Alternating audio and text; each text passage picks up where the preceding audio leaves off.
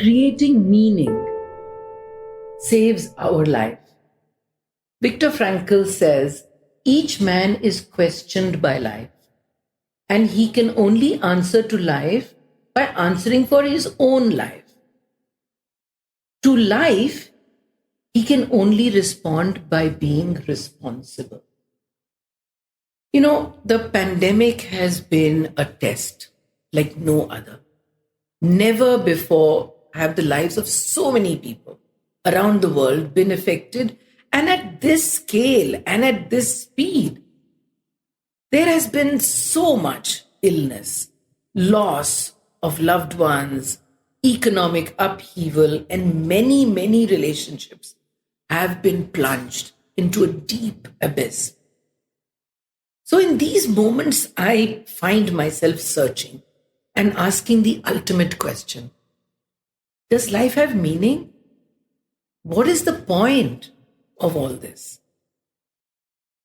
Is it just the mere living every day, pursuing goals, looking after families, finances, academic accomplishments, or even success?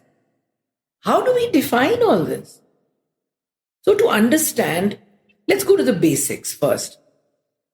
You might think I'm being ultra philosophical, but isn't it human to attach meaning to everything? I mean, that's part of our nature, isn't it?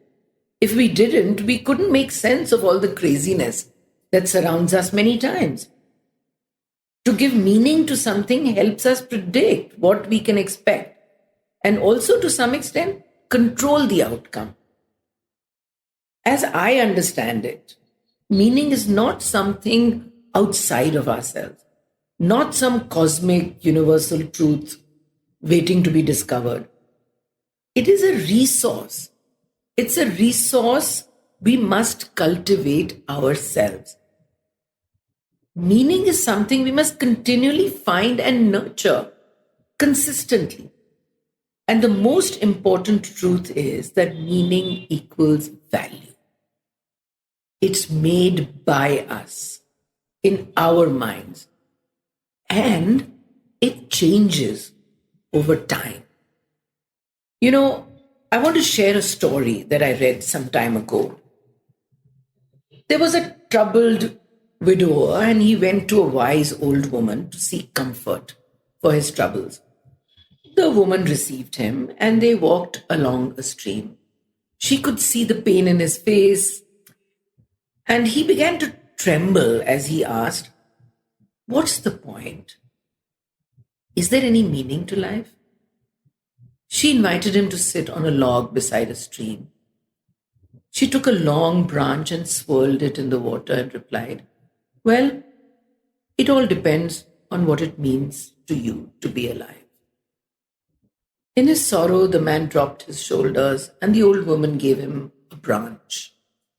"Watch," she said. "Touch the branch to this water." As he poked the branch in the water, there was something comforting about the movement of the water and the branch in his hand. She touched his hand and said, "You see, you can feel the water without putting your hand in the water. That is what meaning feels like." The man grew tender, but still seemed puzzled. She said, "Close your eyes now and feel your wife gone. You can feel her with your heart without being able to touch her. This is how meaning saves us." The widower began to cry. The old woman put her arm around him and said, "No one knows how to live or how to die. We only know how to love and how to lose and to pick up branches of meaning along the way." In all these years of self-reflection and facilitating others to do the same, the closest that I have come to experiencing meaning is in those very rare moments when life has brought me very close to, transcendence in a way, like a transcendent emotion even. When I have been in the presence of excellence, of greatness, someone expressing their oneness with the divine, whether it be through music or dance or any other artistic expression. It's, it's an ineffable sort of feeling, this feeling. But I do believe that it's the value around which all other values are organized. We need a relationship with that excellence, with that exalted state. And it's when we don't establish that it leaves a void within us. We then tend to find something of lesser value to have a relationship with, like, say, religion or politics. At the ultimate level, it's something lacking inside of us, which creates a desire to fill that void. It could be described as a searching, like a hunger for whatever we call God.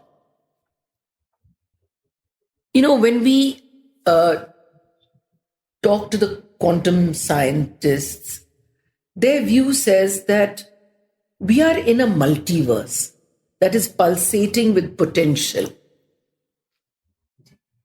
And we live multiple lives, multiple times. There are infinite versions of me, my neighbor, my dog, my plant.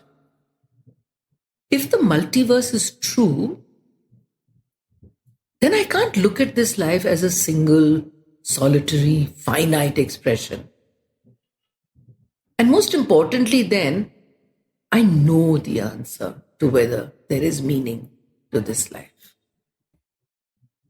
And then at times, I feel maybe the only meaning is to enjoy this cup of coffee that I'm holding right now, loving this cool breeze while taking the deepest, freshest breath ever. Isn't that so? So until next time, folks, stay happy and share a little of it. What else is there? That was this week's episode for the Cellular Alchemist podcast with spiritual psychologist Ritu Malhotra. Don't forget to follow the podcast and join us next week for yet another episode. Thank you for listening.